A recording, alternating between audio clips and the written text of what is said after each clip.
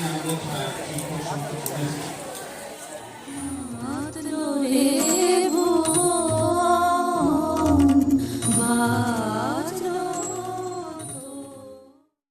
কি গান বাজনা আবৃত্তি ও বিজ্ঞাপনের রেকর্ডিং করতে চান? চলে আসুন এসপি ডিজিটালে। এখানে গান বাজনা আবৃত্তি ও বিজ্ঞাপনের রেকর্ডিং করা হয়। যোগাযোগ ক্যানিং মুড়ি বাজার, দক্ষিণ 24 Pargana. Mobile number 7699662127। SP digital সকলের ভালো সুস্থতা কামনা করে।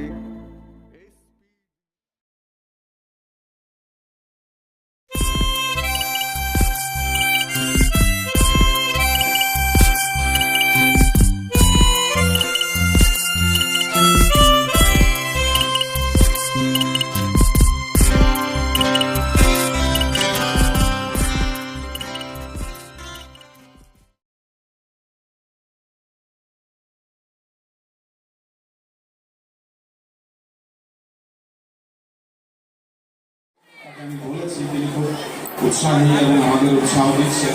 সেটা হচ্ছে একটা ইন্টিগ্রেটেড অ্যাপ তৈরি করা। আমাদের হার্ডওয়্যার যা খরচ হয়েছে সেটা অলরেডি হয়ে গেছে, খুব বেশি খরচ হয়তো আর হবে না, যাতে করে ছাত্রছাত্রীর অ্যাটেন্ডেন্স, তাদের হোমওয়ার্ক, তারা কদিন স্কুলে এসছে, বিদ্যালয়ের কোনো নোটিশ দেখার জন্য একটা অ্যাপ ডেভেলপ করা, যে একটা ছাত্রছাত্রীদের কাছে, শিক্ষক শিক্ষিকাদের কাছে এবং যারা অ্যাডমিনিস্ট্রেটর আছেন তাদের কাছে থাকবে, যেখান থেকে খুব সহজে সবার কাছে আর কি আমরা সমস্ত তথ্য বিদ্যালয়ে পৌঁছে দিতে পারব।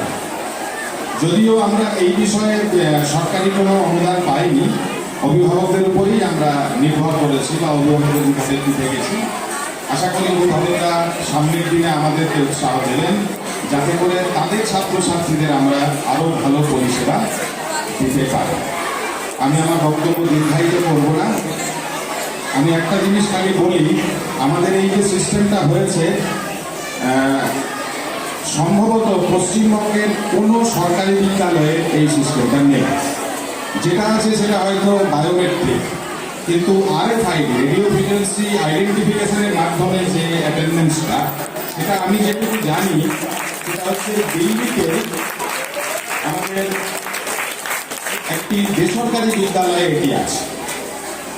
কোনো সরকারি বিদ্যালয়ে পশ্চিমবঙ্গে সম্ভবত নেই, দেশেও আমি জানি না সরকারি বিদ্যালয় কোথায় আছে।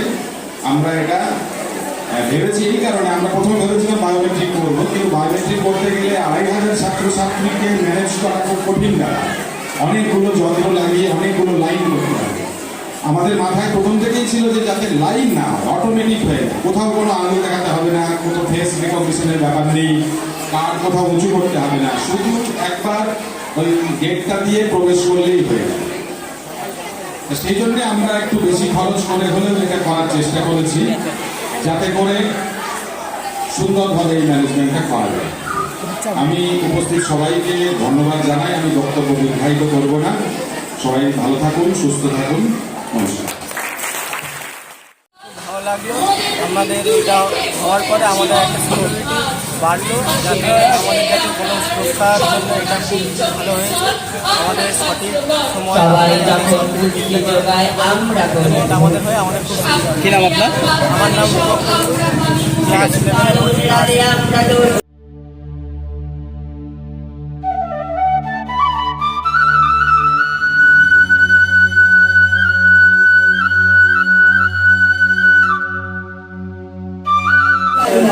অত্যাধুনিক একটা প্রযুক্তি ব্যবহার শুরু হয়েছে, এটা অত্যন্ত ভালো জিনিস। RFID যে সিস্টেম, সেই সিস্টেমের মাধ্যমে কিছু হোক না হোক গার্জিয়ানরা নিশ্চিত থাকবে যে তার ছেলে মেয়ে স্কুলে গেছে সঠিক সময় এবং সঠিক সময় বাড়ি ফিরেছে।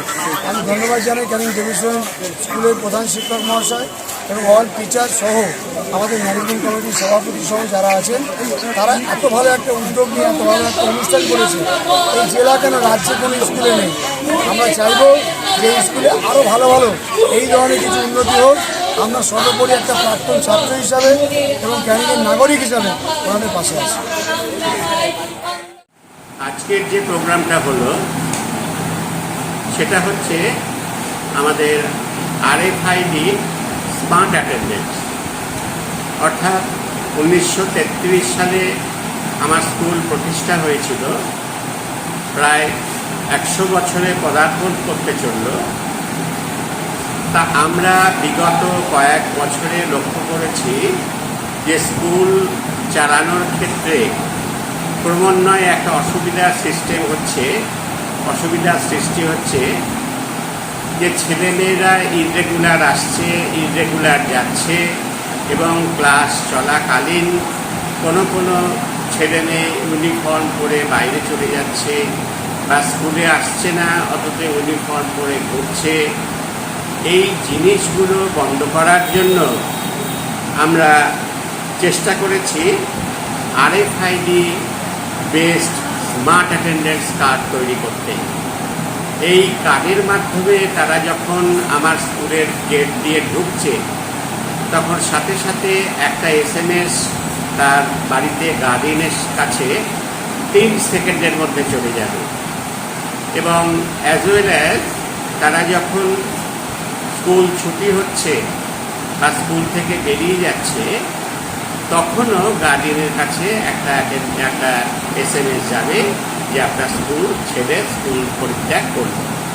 তাহলে এইভাবে স্কুলে আসা এবং স্কুলে যাওয়া দুটো খবরই গার্ডিয়ানের কাছে পৌঁছে যাবে।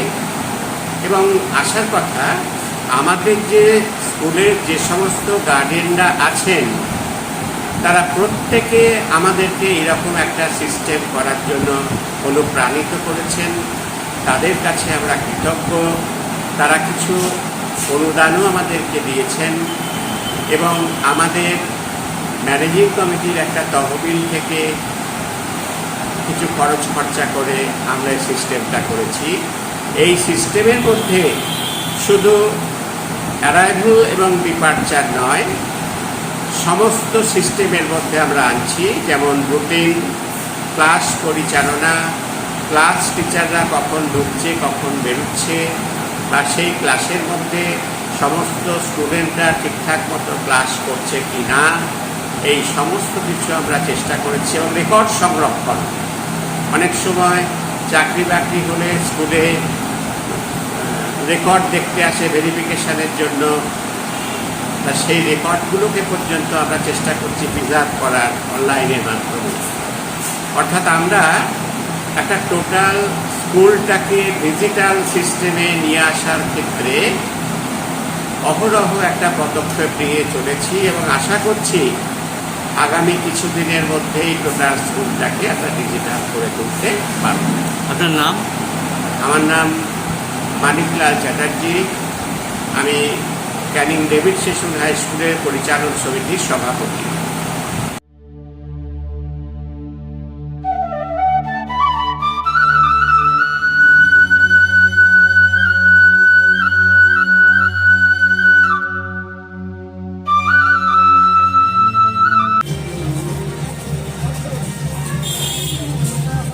আজকে স্কুলে কি প্রোগ্রাম হলো, এটার বিষয়ে যদি একটু বলুন।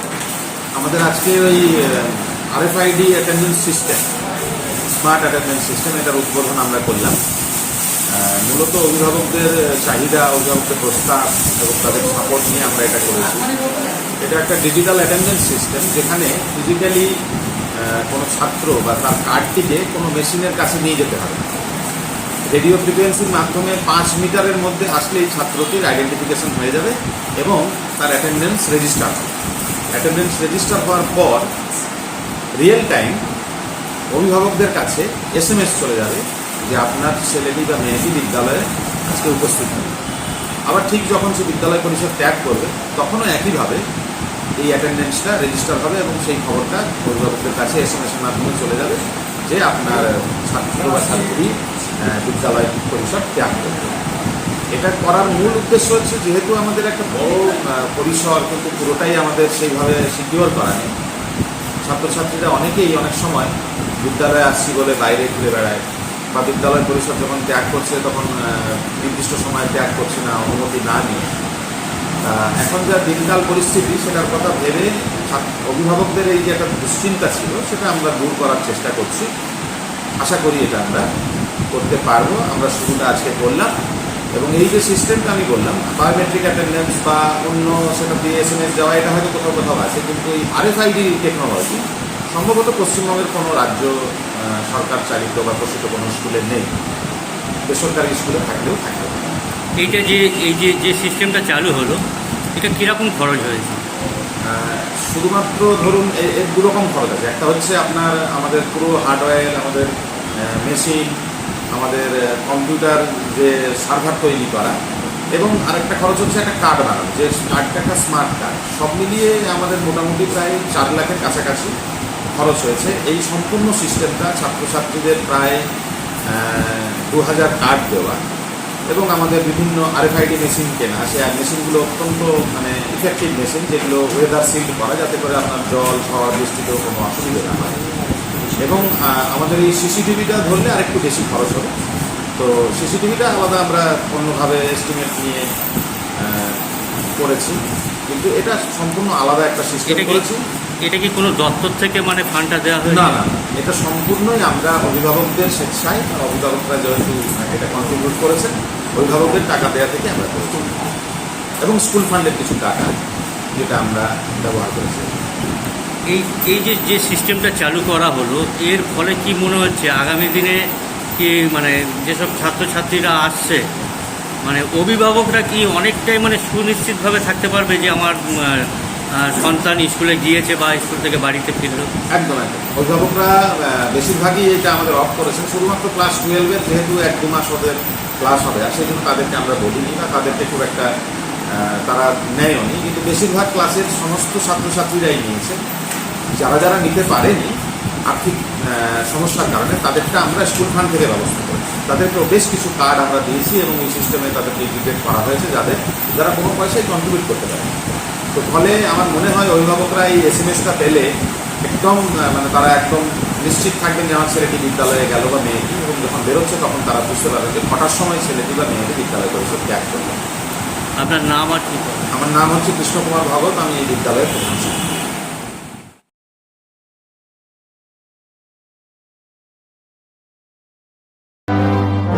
আমি বিশ্বজিৎ, আপনারা দেখছেন টাইগার নিউজ বাংলা। সুন্দরবনের সোদা মাটির নোনা জলের সব খবর, সবার খবর, মানুষের পাশে, মানুষের সাথে। Tiger news Bangla.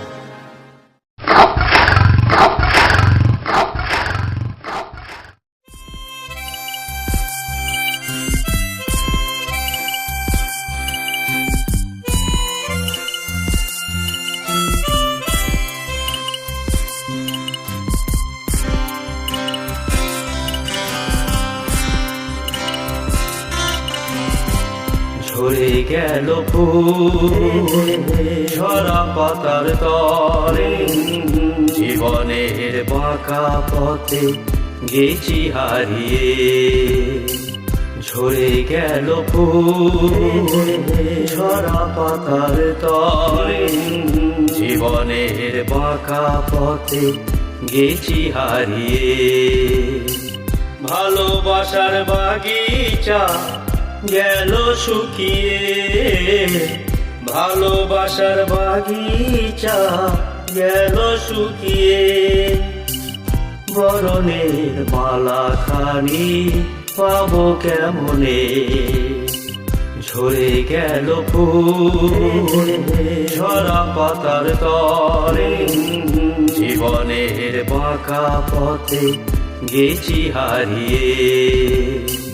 ঝরে গেল ফুল ঝরা পাতার তরে, জীবনের বাঁকা পথে গেছি হারিয়ে। ডাডাডাই ডিডিডি ডিডিডি।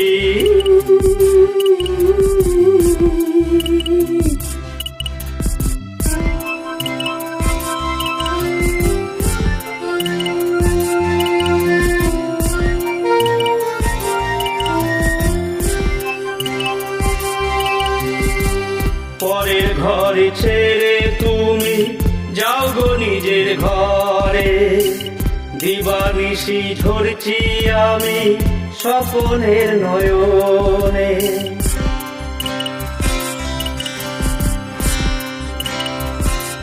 ও পরের ঘর ছেড়ে তুমি যাও গো নিজের ঘরে, দিবানিশি ঝরছি আমি স্বপনের নয়নে।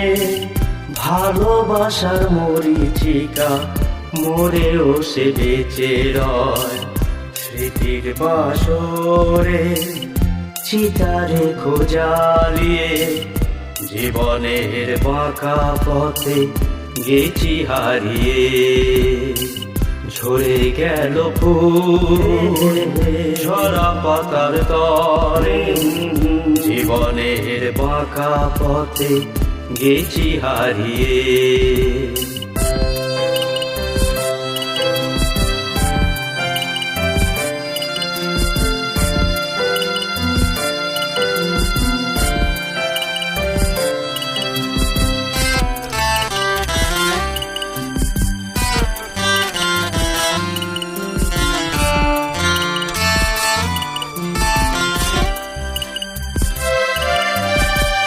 ভেবেছিলাম তোমার সাথে বাঁধবো সুখের ঘর, ভেঙে দিল হৃদয় আজ অজানা এক ঝড়।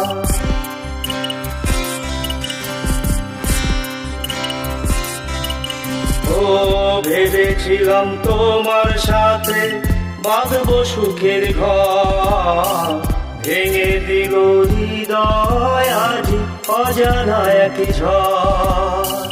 ভালো থেকো সুখে থাকো দূর থেকে যে চায়, স্বপনের বাসি সূর্যে শুনিয়ে, জীবনের বাঁকা পথে গেছি হারিয়ে। ঝরে গেল ফুল ঝরা পাতার তরে, জীবনের বাঁকা পথে গেছি হারিয়ে। লা লা লা লা লা লা লা লা লা লা লা লা, হে হে হে হে হে।